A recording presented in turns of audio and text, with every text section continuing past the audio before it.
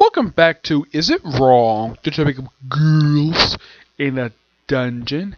Anime Review, episode number 18. This one discussing the 34th episode of the anime, Stigma Downfall. And I was rereading the book, and you're probably thinking, how much of this book, this really, really long book, how much of this book attempt they adapt in this one episode? You really want an answer to that? In this one episode, they adapted, I kid you not. You want to know how much of the book they adapted? Well, here you go. This much. 80 pages in one episode. Yeah. From what I can tell for the book, I mean, the episode itself was really well paced. I got appreciated for that, but my gosh. Wow. I'm sure the anime news probably would be a long form video on this episode. Because this episode cut a lot of stuff. Like, more than usual. Like, that's what it is a lot of the time, basically. At least the case of last episode. It was like small little bits here and there. But this one, adaptation-wise, it is... The cuts were heavy for this episode. My guess is that they're trying to rush adapting this book in 4 episodes. Yes. What happens this episode? Well, we first start off basically with the town of Aurora exiling the god Icaros. Now, they describe his suit as a black suit. He's wearing a frickin' tracksuit. For some reason, the Wiki page refuses to acknowledge the fact he's wearing a tracksuit. I'm like, I look at him, he's wearing a tracksuit. Oh yeah, black suit. I'm like, in the anime, it looks like a frickin' tracksuit. And yet, nobody from the outside community basically acknowledges this.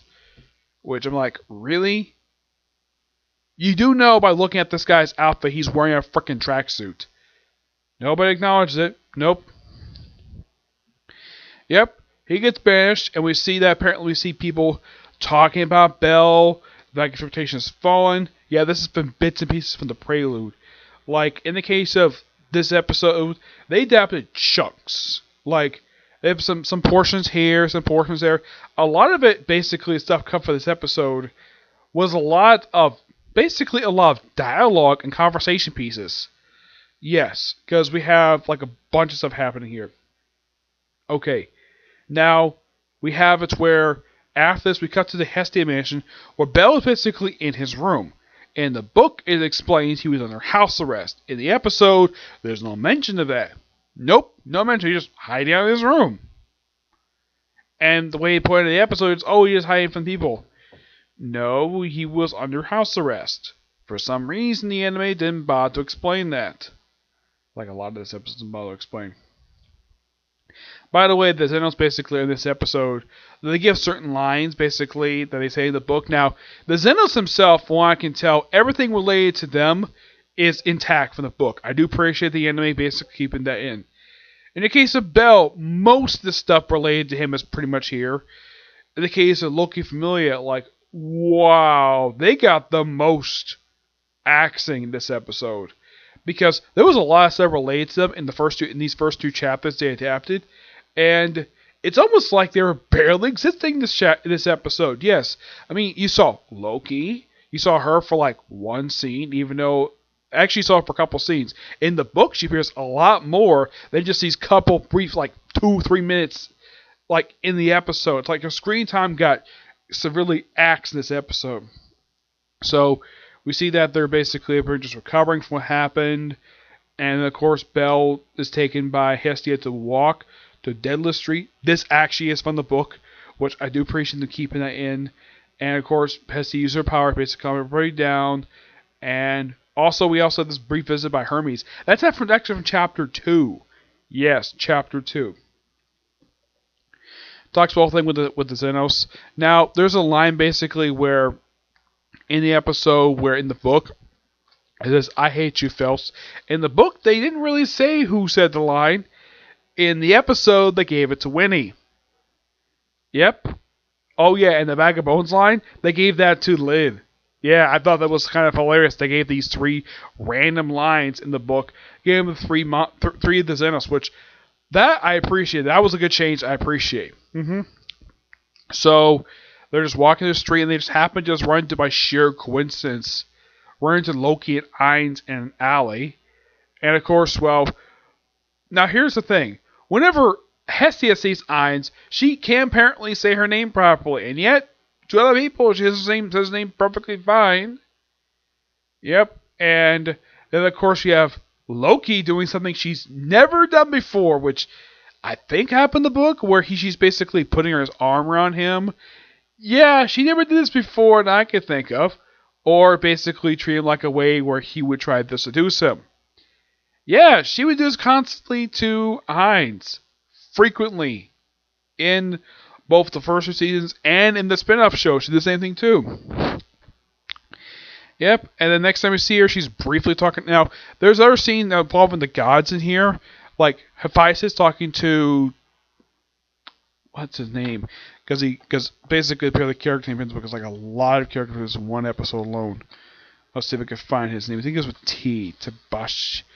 It's Tomaski. Yeah, he actually briefly appears in the episode. His brief scene is actually in the book. Him, Hephaestus, and Chetsia basically are in the episode. We also see that Lou, yeah, she's in the episode too. Sire, from what I can tell for her, they do keep most of her stuff from the book. They do make one change. Her outfit. Yes, the way they show it in the book, it's like she wears like this white, like, gown that she's wearing. In the episode, she's wearing her maid here, basically wear her bar waitress attire. That's simply put what she's wearing in the episode. And yes, she does use Belle. She put Belle's head in her lap as a lap pillow. Yeah, that happens in the episode, both the episode and the book itself. So at least stuff related to Belle basically is there. In the case of a lot of the other characters, well, the Hestia Familia, some of the stuff from the book is in the episode, but not everything, because there's a lot of stuff that happens here. Now, we also have Orcos in the episode. He appears for a couple brief scenes. We also show off a book, a notebook, mind you, that apparently Orcos was basically that Hermes took from Orcos. When the heck he took this, I've never shown. Now, I think this was the book that, in the actual book itself, in that Dex Prix basically mentioned that he basically had this particular book. He showed off this book in the actual book itself. In the episodes, the book never made an appearance at all, and yet somehow Iketos had the book. That was never explained. Yeah. And it's like, okay.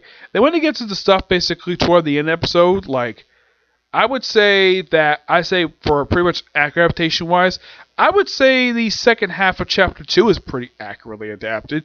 1 is basically barely adapted. It's like there's a lot of bits and pieces here and there, like small little scenes here and there related to Belle. That's all adapted.